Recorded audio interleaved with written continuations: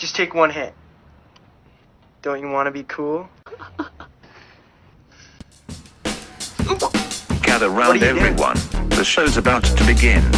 Turn on, tune in, drop out, this show's amazing. It's Super Lemon Haze, you know them boys always blazing. Put one in the air, fill your glass and get to raising. Kirkman praising, school flag waving. Chopping up the topics instead of choking on some chronic. Scott and Eric breaking it down like 21st century prophets. Eyes glazed and minds dazed, it's knowledge they convey. Roll up and consume the Super Lemon Haze. Super Lemon Haze. Going to ask you several questions. Super Lemon Haze. How do you feel? I feel like a slice of butter melting on top of a big old pile of flapjacks. Yeah. Sup? Super Lemon Haze. Super Lemon Haze, motherfucker. So we're getting back into the fucking saddle. We had a pretty, in my opinion, I think we had a great time with Kirk. Yeah. It's hard, 2 in 1 week. Busy week. Always, man. Like I've been saying, we're moving fast. We've got a lot of content to cover, and we know that we've got some time right now to get it in, so we want to get it in. It's hard to judge though, just based on like the fact that he's so good at what he does. Kirk is such an exceptional entertainer that like, is he playing the role that he is interested in all of these shows, do you think? Or is it just sort of like, is he just like what? I guess I thought we were a great example of kind of figuring that out and kind of like figuring out how he was going to go with all of this. Cause he obviously played quite a heel role. First, like, fuck these guys. We were prepared for anything when he came on. And he turned out to be an awesome guy and was totally cool with having a regular conversation with us. And I think because we weren't necessarily just going after as a fan show or a recap show, because we're sitting here talking about a couple of things that we have some depth to. I thought we had like a real conversation with the guy, which was pretty cool too. Yeah, I agree. I think personally, I took some criticism to heart that I really appreciated. I think one of them is my. He threw a couple at you, yeah. But that's cool because again, that's what like I think about it. But that dude, he was making like $1 million a year, and he's been on the air for like a decade, right? So give or take, and it's. I almost consider this is like a master's class, and I think you have like I think this, regardless of how far Super Lemon Haze goes or how much longer we talk about weed for, I think we've got quite a few shows in us and we've got a lot to do, but I think you've got something going here as far as like your production, how you produce. And I think you got a voice for this thing too. So him giving you a little bit of credit is pretty cool too. I think that's something for you. But I guess what I'm trying to say is I appreciate that too, but I'm kind of like brushing over any of the credit. And I mean, I think the one thing that I do like that he said was just, we are working hard, like, cause that's, if there's he's into what we're doing for sure. Yeah. Like he's like, I'm not into what you're doing, but I am, cause I appreciate what you guys are up to. Exactly. And I mean, and he was also saying this, I think on his show ago, or the one before that, I forget, these fucking days are blurring together, but,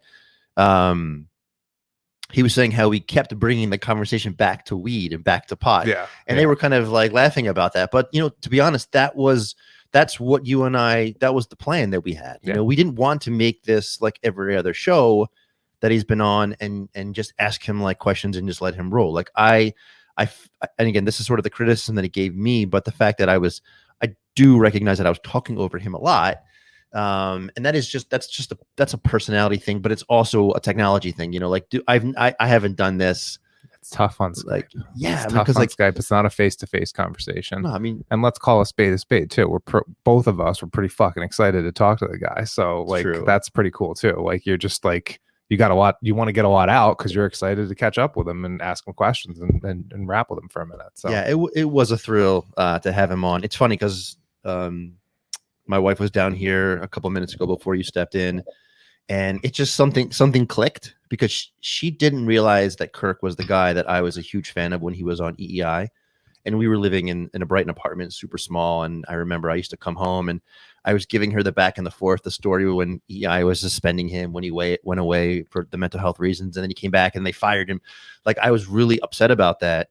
And my wife finally, she's like, wait, is that the guy? And I'm like, yeah. I'm like, do you remember all the times that I was like, she's like, yeah. She's like, she's like, it almost made it like in her mind at that moment, it made the time that he was here with us like a much more bigger deal, which it was like, holy shit, right? I'm finally talking to this guy that I've been listening to these stories Right. and all this stuff about forever. It's cool. So, what I liked best was, I think it was, he was on the OGs and he said something. They asked him something like, you know, do you think they have a place on the channel? And he said, I think everybody has a place. You know, if somebody wants to talk about, I think he said something like, if somebody wants to, or a couple of people want to talk about fucking bugs, right? Like, let them talk about bugs. And it might be interesting. And if it's interesting, cool. And if it sucks, then we'll make fun of him. So basically he wins either way. Right. You know, and we just happen to have a decent platform to talk about that people actually are interested in and want to hear more about. So we'll keep on keeping on, and we'll probably get fucked with a little bit, like we said earlier on, which is totally fine. And we'll keep doing what we're doing. And I guess that's the kind of the beauty of this community. I mean, I believe it's all in fun. There's a couple of shitheads that take it a little bit too far, but I mean, everyone's going to shit on each other at some point, one way or the other. Yeah. I mean, it's just that's sort of the fun of it. So we're taking feedback left and right, folks. Oh man. Like I said, we're doing this for fucking fun. We're having a blast doing it. And that's why I always follow up with people. So anytime anyone DMs me or puts a comment on the YouTube, like, I'm always, whether it's positive or negative, I'm like, hey, so what did you think? And if this is what you think, you know, how do you think we can improve, whatever. So like, I do think of this as like, an education for us. You know, I want to get better at it. I want to be able to entertain. Kirk's definitely the role model. I mean, I do put him on that pedestal. Like, I think he is really good at what he does. And I learn a lot from listening to him and the way he interacts with all the other Minifans. And anyway, I think I'm just trying to get to a place where we can just continue to provide the content that we would provide, but just get better at the production and the sort of the entertainment end of it. Obviously, school's canceled for the end of the year here in Massachusetts. That was a tough blow, right? Yeah, for all those who know or heard on our last podcast, you know, I think we mentioned, you know, we both have some little ones at home, and it's just like, I mean, we're both working full time, but we're also living full time with our kids. Yeah. And it just drives me nuts. I've definitely reached an end point. Sitting in a random office or basement, trying to. By the way, I don't know did your wife tell you I was eyeing your garage? No. Did she tell you this? No. Why? Because pull up station. Well, that's what she wants. Yeah. But I want to put a platform in there. A platform. Yeah. To put weights on. So like what? Just two platform. Or you need a full full platform that you'd actually I could throw on. Yeah. So yeah. I mean, I'd obviously build that. So but you know, there's no height in my garage. I can't go above my head there. And then the only place I can do it is outside. There's some decent height in that garage. That's what I'm saying. You get enough space, so I'm gonna fucking build a platform in your garage. Hope you're happy with that. That's not a bad idea. We could put a real gym in there too. We need to rebrace that fucker though. It's when I got the house inspected, when we had the house inspection, we moved in there. They said it's don't like park the car in there. Don't put a car in there. It's probably going down soon. So well, I mean, that's what I was asking. I was asking her about that because do you think dropping a bar? No, I don't think dropping. No, hanging, or I mean, I think the roof is just not the most sound. Yeah, like the trusses and the roof are just 100,000 years old. Right, 100,000. I mean, the house is 1929, bro. It's old as shit. I don't think the garage is that, but it's old. So I don't know. It's hurting.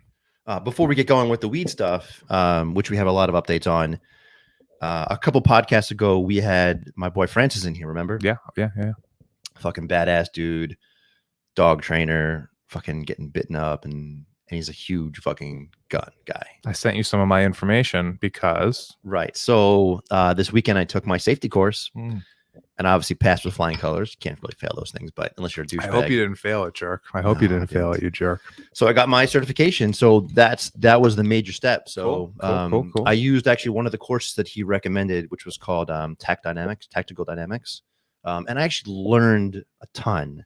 So anyone who enjoyed that episode, I think it was 2 episodes ago when we talked about responsible gun ownership, it's always been a goal of ours to carry, to get our license to carry, our LTC, the first step is to get your safety certification, and then you have to go through the application process. So the unfortunate piece is I can fill out all the forms and submit all my paperwork into, you have to do it into your town's government, not through the state, but there's a state application, Right. but you have to submit it in with all these other things. Unfortunately, they've put the That registration process is is on hold. Yeah. So I can get everything to them, but until You just have to wait now. yeah. So it's the fucking governor, man. Fucking Governor Baker. You put everything on hold. Two Fuck this things on that the we weed. two Fuck fucking this on the things. guns. The two fucking things that we're the most passionate about at this moment, fucking smoking this and fucking shooting that. He's taking those things away from us. So, but again, the good thing is that it's done, and I'm ahead of it now because I know what's going to happen is once he opens that up again, when towns are allowed to continue on with that registration process, there's going to be a huge influx. So it's the fact that they're going to have everything. I mean, hopefully they'll have your application in so that it's hopefully at the front of the line, or at least and that was the actually first one's processed. Yeah, the great, I would say, like aside from the education that I learned about all the gun parts and how to fire a gun and all these different things that you learned about the gun itself, they gave you a lot of great tools and strategies to make sure that when you go through the application process, you can get it accepted unrestricted for the first try. And so they give you kind of all the hints, and they were also extremely they were very knowledgeable about people's unique backgrounds, because a lot of people, because there's all these red flags that would or could come up. So like parking violation, shit like that, that's not going to affect you. But if you had ever in the last 20, 30 years any type of like arrest, if you went to jail for any reason, whether it was like a DUI or like something civil, like whatever it was, it doesn't have to be like a violent crime, but that would restrict you from getting an unrestricted license and potentially also get denied. So there was a couple trainers that were online. It was all done obviously virtually because you can't show up to these courses in person. But they had a great group of guys who were really well educated on how to get through the process. I think it would be good.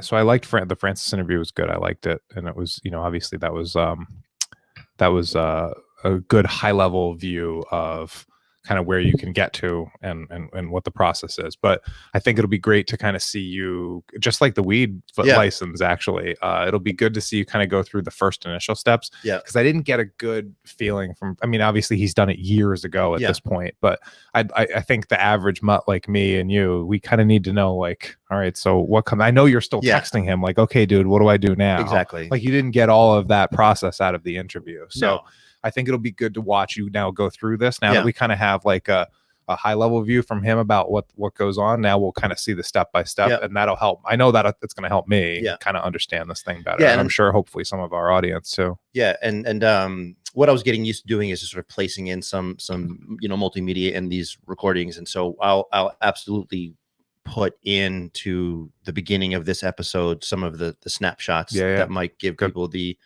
start, and I'll also tweet out the link to the course that I took, because they're running these courses now because everything was shut down, and then again it's the governor, but the governor allowed them to start teaching these courses virtually, and so they're not being done by I think all of the different centers. There's only a select few right now that are open doing this, and I think in our class there was like 50 or 60 people that they're joined, and there is a cap. Yeah, there is a limit. It's not unlimited. So I can post a link to where those courses are, so people can just get ahead of it and start taking them. Yeah, I'm definitely going to document this, and then I'll even fucking do it all the way up to getting my fucking good to know. Yeah, just and then we'll go to the range step by step of it and all that. That'll be good. Cool. The other major thing that happened in the last 2 weeks. So we talked about that lawsuit, right? So so if you guys remember when this whole COVID thing happened and the governor started shutting down everything, he left open stores and things that were considered essential, right? So your supermarkets and your CVS's and different places. The controversy about the weed thing was that he deemed the package stores essential, beer, wine, liquor. The medical marijuana was also considered essential. So those places that are serving people who have their medical card, Yep. They can continue to get their substances. They can continue to get their treatment. That's open. But what he shut down was the adult use recreation. And again, his primary reason was for health, public health. Doesn't want people standing on lines. He referenced lines, which it's been in the news. We've all talked about for the last 18 months since it all started happening. And so there was a lawsuit. And I have the motion right here. So the results came back basically. And so there was a group of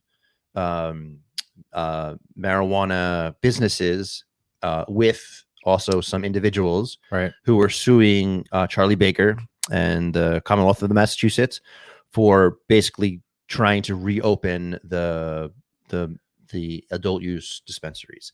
And the news that's been coming out in the last week or two is just horrific. Like some of those businesses have already closed.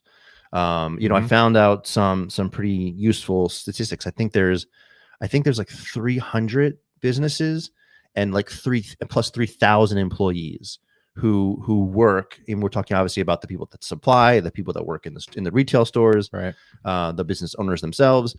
And so we're talking about like a huge population of tax-paying people. It's a very blue collar, and it's a very blue collar service industry too. There's, you can laugh about the term, but they're bud cutters. Like, just the amount of work going into snipping plants, like that's a lot of hand work in those grow houses. Like that's a lot of like just kind of like farm work almost in the sense like you're still like you're tending to fucking crops, right? It's in a really like surgical like type place, like it's pretty clean, you're not like out in the, so you're not in the elements bent over a field like a farmer, but I mean you're tending to crops, like cutting away leaves. It's certainly a skill. You have to preserve, you're cutting away vegetation to expose the bud, which is what people want to smoke. It's tedious handwork, right? It doesn't pay that. It's hourly work. It doesn't pay great, right? I would imagine a ton of those people are out of work because those houses are not growing a ton of as much weed. It's only if it's only going through medical, that's going to cut off a ton of demand. And the other thing that was interesting about so if you go to the individual businesses themselves, you can find a little bit about the owners. Like I was digging into this one. I think it could have been in Dorchester. So I think it was the first like minority owned adult use recreation shop. So I think it was Dorchester or West Roxbury, one of those. If you're reading about this person, it was like his life dream to do this. And he put in his whole like saving, like he basically put in and invested his whole life into this business. And the store has been closed for like 6 weeks. And that's like kind of like that's the heartache. That's the stuff that we're reading about. Obviously we can talk about it from two different perspectives. We can talk about it from the patient's perspective.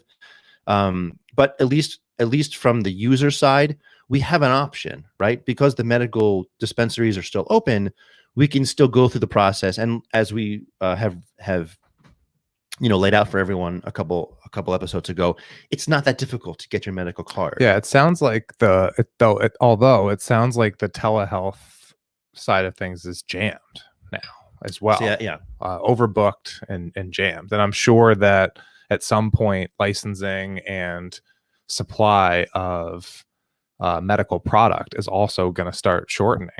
Which it's not a sustainable. No, this is not good. I agree. I mean, again, the pressure is going to have to come. Massachusetts. I mean, the bottom line is that the pressure is going to have to come on the governor to start, because again, I think we're the only state with legalized adult use recreation facilities whose governor took the stance. Closed.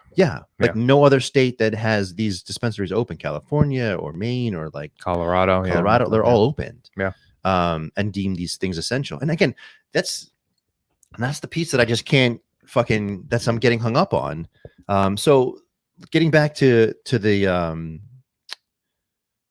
lawsuit. So the judge, so it was in front of a judge, and what I want to do is just kind of read 2 paragraphs. So I'll do it quickly, but just to summarize what went on. So in this lawsuit, so the plaintiffs, who are the people that are suing the governor, contended that it was just arbitrary for Governor Baker to allow sales of medical marijuana and alcohol while barring sales of non-medical cannabis during this public health emergency. Right. So that's basically what we just said.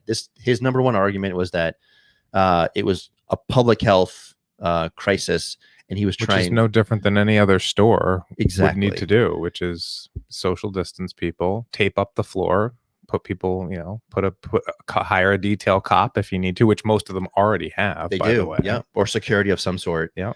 And then in addition to that, so the claim basically was trying to claim that it was unconstitutional for the governor to deem them as unessential. Yeah. And so the judge came back and essentially denied the motion and said, and it was interesting because he did say it very clearly that the governor did not violate anyone's constitutional rights by, during cooking. I think this is the problem, is that, we're in this like uncharted territory with this COVID-19. So basically they're saying he can do whatever the fuck he wants. Right. And that's basically what he said. And that's what the judge said. And for me, this goes back to two other pretty solid examples, which were, one, the whole vape thing. I mean, he just, you talk about businesses get shut down. Shut that down. There was a couple of, I know for a fact there's a couple of businesses that were just, I don't think they recovered because they had like all their products were different sort of vape oils and products. And it wasn't even THC. It was just, it was just regular, flavored tobacco vapes and stuff. And they were, I think they all were. I'm sure a bunch of that business got wiped out. Yeah. It is what it is. So to sort of like work against that ruling, the other thing that was interesting about this was that the recreational adult use dispensaries were not able to take advantage of any of the stimulus package that the federal government was giving the states to support small businesses because they didn't fit under a certain category. So the Cannabis Control Commission wrote a letter to their representative, to Representative Presley, and basically stating that these businesses have put in a tremendous amount of time and energy, and if the governor is not going to deem them essential and open them up again, then they should at least be able to be identified as, I don't know, whatever the category is, to fit into this stimulus package, and then apply for, basically support. And nothing's changed, so there's all this activity, there's all this advocacy, and there's all these things going on with the adult use recreation facilities. But I mean, who knows what's going to fucking happen? I mean, like, it doesn't seem like he's budging at all. Like, I mean, at this point, it's all of the cards are in his hand. The judge already ruled that he has the constitutional right to keep open or to close whatever he thinks is going to help this, help us through this crisis. So no, I think at this point we're into the regular pressure of all businesses to be opened. Yeah. At that, we're just that's where it's going to be. That's where it's going to go. And like it really sucks for, I think, we've mentioned this a couple of times. We've taken to Twitter with it too, but I think it sucks for folks like veterans that would actually jeopardize their federal benefits because they can't go get a state medical card because that would conflict with federal psychiatric status or whatever psychological status or whatever you call it. I'm actually really interested in this angle. I'm glad that you brought this up to me, a short while ago, because I'm gonna continue to follow through with it. I think I would really love to get either someone from those advocacy agencies who are really trying to push for veterans' rights to be able to apply for some of these medical cards. I'd love to get someone like that on. I did tweet out an article about a group, and they took out a whole ad in I think it was in the Boston Globe, and basically directing the message to the governor to open up the adult use recreational dispensaries primarily for the veterans. I don't read that stupid Globe, so I wouldn't know. Yeah, but fuck you, Globe.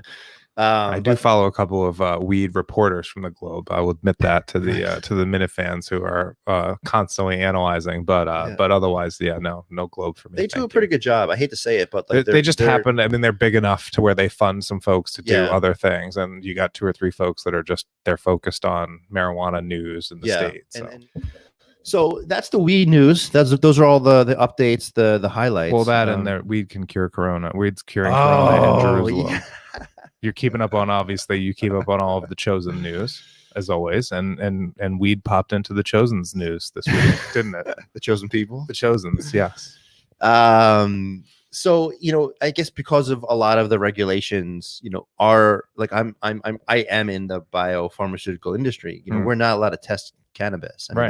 That's Of not course, something. it's a Schedule 1 drug or whatever. Exactly. It's bad. Like there's very few places that can invest in they're studying not putting of- money towards it at a national or federal Right. funded level type of thing. Yeah, I Correct. gotcha. Yeah, but Israel it looks, is though. but it looks like the fucking Jews are, man. Israel, Wow. they see a business model, man. They see something pretty special going on about the weed. Well, that's all right. They put a gun in your hand when you're 13 and send you off to war too. So It's whatever, not right? 13. I think it's No disrespect, 18. Chosens. I love all the I love all my Israelites. 2 years, Garrett. I think it's 2 years you have to go after graduating high school. I think after you get your diploma or whatever. Right. it is. Once but basically 2 you years become an adult and mandatory. off you go. Yeah. Yeah. Off to war. I to be completely honest, I love that idea.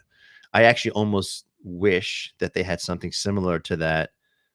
Like, I mean, when you think about joining the army, we're not talking about everyone has to go to combat. There's a way of serving. You serve. Yeah, you serve. So you can serve on a medical level. You can serve on a public health level. You can serve on a engineering level. Like there's all these different ways in which you can give back. I mean, the direction in which our country is going, which is some like patriotism, that's for sure. what? That sure does create some patriotism and love for your country, which is pretty fucking awesome. Which I don't think we necessarily have everybody on board for all the time. I mean, we're fucking split completely down the middle, and I mean, it would take a huge compromise. I don't think it's ever going to happen. I mean, we're going to have a foreign concept. It's not going to happen. No, we're going to have a volunteered army for. But it's interesting to look at. Whatever. They're just there. Yeah, you got a small crew that's pretty dedicated and pretty badass, obviously. Right. Well, so anyway, so Israel is studying some of the medical They're benefits. Solving corona with weed in Israel. And because the coronavirus, you'll tweet that out, I'm sure. Yes, 100%.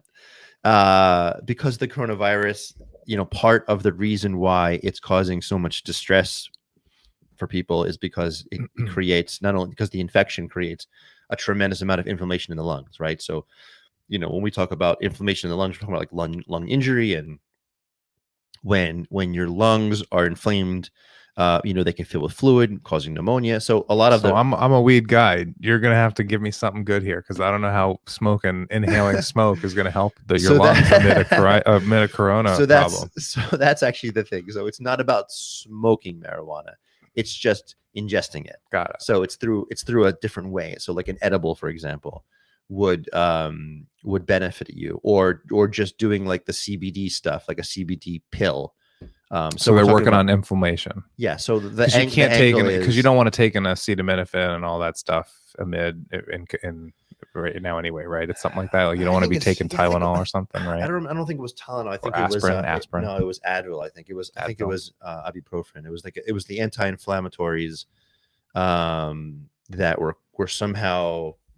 I don't know. I don't know too much about it. Some CBD as an anti-inflammatory. That's pretty. There you go. Yeah, that exactly. Would make some sense. So what they're trying to say is not that not that cannabis can cure COVID-19, but that it could reduce the burden, or I guess in sense supplement to the treatment. Sure. Yeah, it basically just keeps them healthier longer. So that, I mean, that's the whole thing about this is that our bodies have never fought this infection before ever. So we don't have any immunity to it. So it takes a huge amount of energy from our bodies to produce this. So sort of like, it's working on overdrive, because we don't have anything to fire at this thing. We're basically just going from nothing. So we're basically throwing stones at this fucking tank. And what it's doing to a lot of our more vulnerable people in the population is that their bodies just don't have the energy to fight it. They're basically shutting, like their body's organs are shutting down because they can't keep up with the infection, and there's no cure for this. So, we don't have a treatment. We don't have a therapy. We don't have a vaccine. So basically the only way that you survive COVID-19 is your body kills it. It fights it, and you no longer have the infection anymore. I mean, you can give certain therapies, like, so for example, you can keep someone hydrated, right? There's all this talk about the ventilators. You know, what the fuck's a ventilator for? Well, the reason the ventilators are so important are because these people's lungs are They so can't keep fucked anymore, up, right? they can't breathe. They can't breathe on their own. So the ventilators are basically breathing for them and giving them oxygen to stay alive, so long as their bodies can fight the infection. But that's unfortunately why people are dying at a pretty rapid rate, because the people that are vulnerable, because their bodies just don't have the energy or the capabilities, because they're so compromised to fight the infections. And so I've got we were talking a little CBD with Kirk the other night, and we got into, you know, running, and he was saying when what's it, Omax, is that the name of it, when he gets his, you know, actually, the funny sponsored sample. What were you gonna What were you gonna say? Just real quickly, so yesterday is, so remember he told us, like, yeah, it's coming in on Wednesday. Yeah, we were saying he was gonna sample it, which was the point I was gonna make.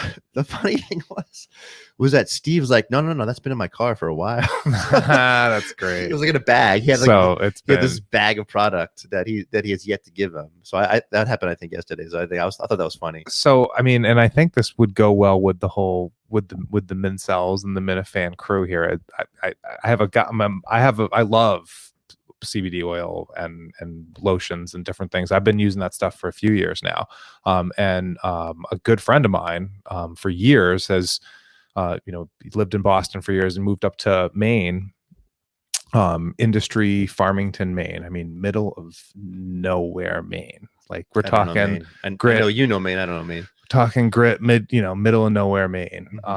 Owns a little farm, does this thing up there, and has a little company called Buzzed Edibles, and makes edibles, lotions, different herbs, products, all that sort of stuff. Wait, you know this guy? Yeah, he's one of my best friends. I mean, he should sponsor this podcast. He will be. I mean, he will be one of our interviews. He's like on our slate for interviews over the next. It's probably not next week. It's probably 2 weeks out. This cartridge is from him. He grows his own stuff, presses it, gets it turned, gets it synthesized or whatever, and processed for vapes. But he also, what he really does best is oils, lotions, and edibles. I'm gonna have to talk about this guy. Yeah, Buzzed Edibles. I'd love to, get some of that lotion in Kirk's hands. I think that stuff would do the job for the what is it, the Achilles that he's having an issue with? No, it was IT band. That was it. IT band.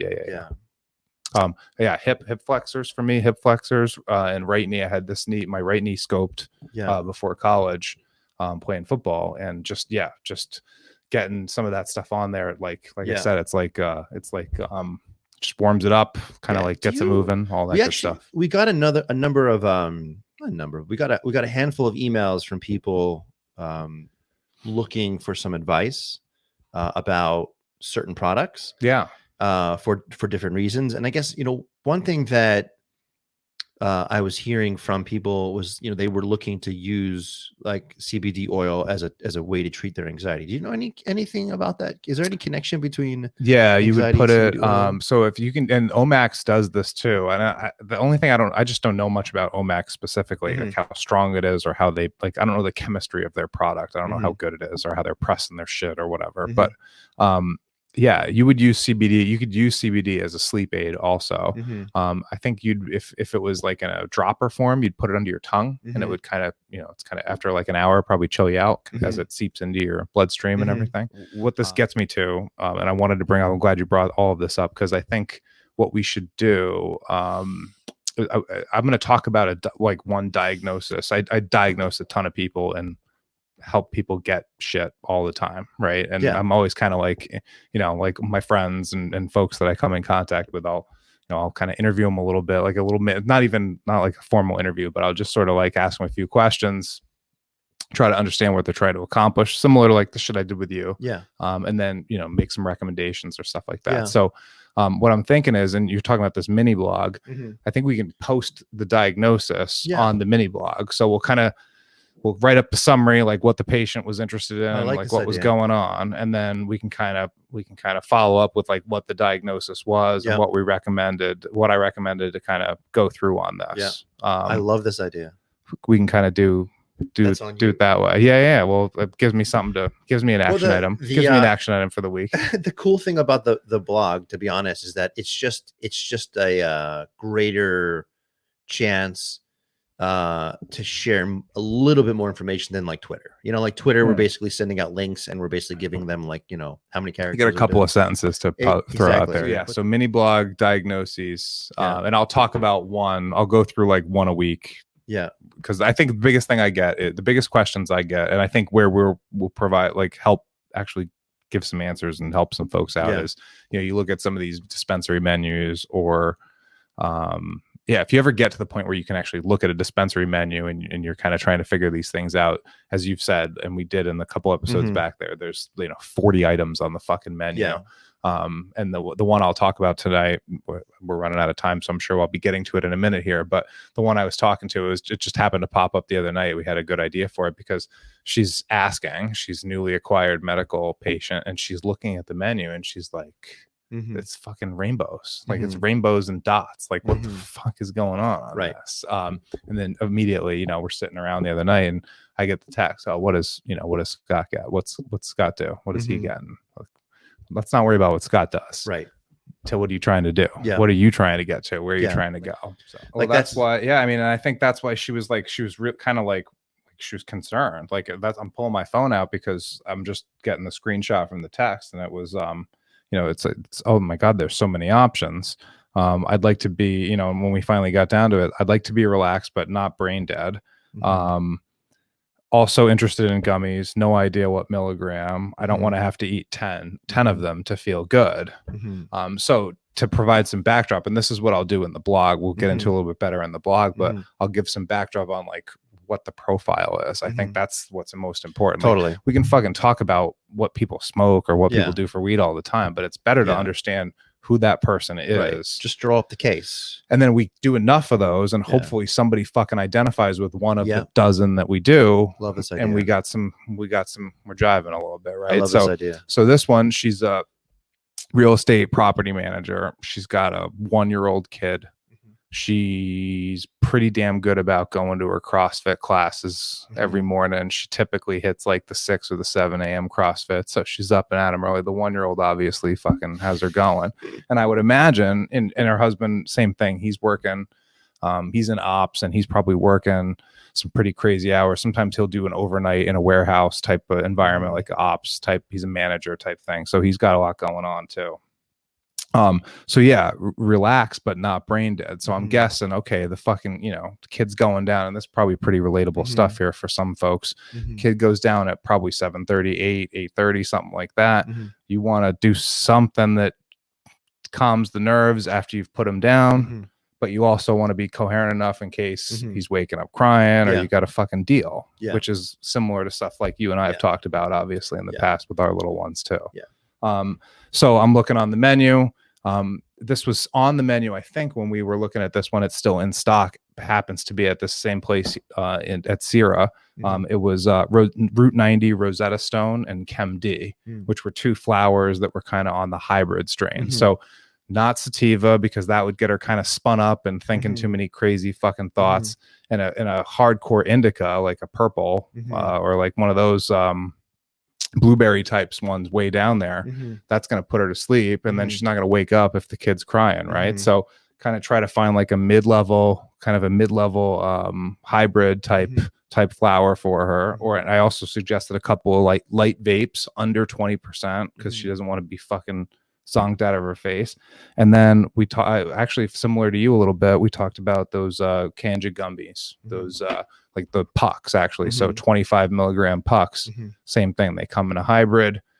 Maybe you have those a little bit earlier. Maybe you have those at, I don't know, 6 o'clock. So by the time the kid's going down at 8, you're starting to feel those a little bit. So yeah, just thought that was an interesting one. And that's motherfuckers why he's called the Cannabis Doc. I'm just like, oh man, shit, that's good stuff, man. I love the idea. I love everything. So I've got one good how high.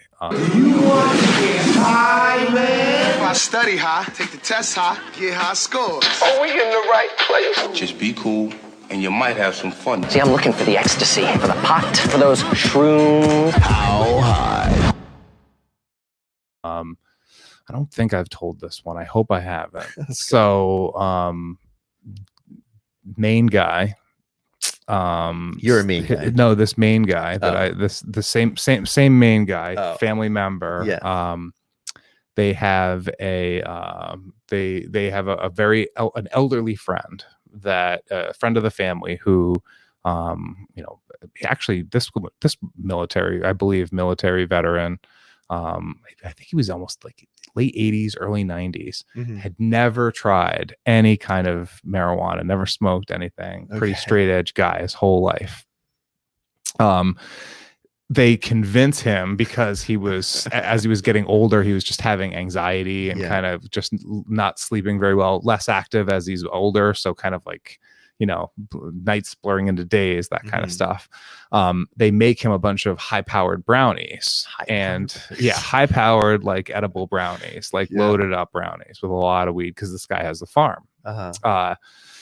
Leave him with, and they come over and they hang out with them, and he has a couple of them apparently, and like not much happens. And they're like, all right, well, this is how it goes with edibles. Sometimes it is what it is. They leave him, and for some strange reason, like classic fucking story, he decides that he's gonna get back into the brownies. So he goes back into the fridge, pulls them out, and winds up like putting down this whole thing of brownies. And this guy, he's friends with the wife's mom. So his mother-in-law is friends, because this guy's way older, and the mother-in-law is in her like 60s, 70s, right? So like they're all kind of in this small town in Maine. So how high he winds up, this is how fucking high is he winds up having to be basically like sat with and have his hand held to the bathroom and to the kitchen to like eat, like sustenance and bathroom for like the next few days, like a couple of days of like straight up monitoring, like full on like care, because he's ancient and he's wigging his balls, so tripping his balls off. We need to get into, how much time do we have left? Just as much as you want, man. We got 10 minutes. We got 10 minutes before this gets obnoxious. We need to get into Corona workouts real quick, though. Seriously. Okay. We can't just talk all fucking stoner talk this whole time. We got to talk a little bit about mental health and how it pertains to physical health. So let's hear it. So what am I doing? Yeah, quick. And I know it's nothing crazy. I know it's not what it used to be, but people need to hear about like just good workouts from home and shit that people are dealing with. I think that's good inspiration. Similar to, so Kirk mentioned the 5K. So there's of course. You gonna sign up for that? Yeah, I'll run the goddamn 5K. No, but you have to sign up for it. I'll sign up for the 5K. I'll run the 5K. Good. Yes. So I'd be a real jerk to be sitting around here doing this whole thing and not be on the 5K thing. I think Kirk actually said anyone who has a YouTube show, if they don't do the 5K, you're a fraud. They're cut. He's cutting the program, and I will be called a fraud. It will be bad. Basically, I'll fucking cut you. Yeah, cut you from this program. That's fair. So I'm running, which I fucking hate. Like I said, about 3 times a week now. I'm doing like a couple 3.5 miles, because I guess my goal, the way that I've trained for things in the past, is you go a little bit further and beyond what you really need to do it, always, so that it just feels like when you're like, oh fuck, I'm done. So I've been going about 3.5 miles. I think it's like 3.1 is a 3.2 is a 5K. 3.2, yeah. So I've been going about 3.5 couple times a week, and then alternating that with my CrossFit shit. So what about you? What are you doing? 2 miles. I'm not running outside though. I think that's got to be my goal, is to get outside. I've never been an outside run guy. I'm the opposite. I'm an ex 300 pounder, so I've lost like 70 pounds over the last 5 or 6 years in my life. So I was never a big runner anyway. Imagine you being 300 pounds. I was a sprinter. I was a lineman, so sprint hard for 30 seconds. Don't run. What the fuck are you talking about? We have no need to run. But yeah, I've adopted running good over the last, I don't know, probably 6-7 years. But I've just never been an great outdoor runner, which is something I got to do. So anyway, 2-3 miles treadmill always, every morning.